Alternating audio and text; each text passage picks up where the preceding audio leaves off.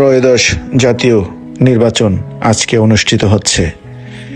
এর ফলে কক্সবাজার শহরের প্রতিটা অলিগলি, চেনা পথগুলো ভুতুড়ে পরিবেশের সৃষ্টি হয়েছে সকাল থেকে। স্থানীয় মানুষের পাশাপাশি পর্যটকদের ও গাড়ি ঘোড়ার উপস্থিতিও দেখা যায়নি। এমন দৃশ্য এর আগে কক্সবাজারবাসী করোনার সময় দেখেছিল। এবার জাতীয় নির্বাচনে তাই দেখা মিলছে।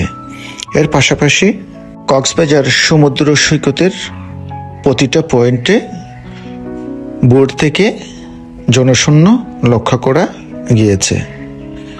টুকটাক কিছু স্থানীয় মানুষজন ও ব্যবসায়ীদেরকে দেখা গেলেও বেলা বাড়ার সাথে সাথে প্রতিটা পয়েন্টে পর্যটকের পাশাপাশি স্থানীয় মানুষের উপস্থিতি দেখা যাচ্ছে। এর পাশাপাশি লাইফগার্ড সদস্যরাও ওনাদের পেশাগত দায়িত্ব পালন করতে দেখা গিয়েছে সমুদ্র সৈকতের প্রত্যেকটা পয়েন্টে।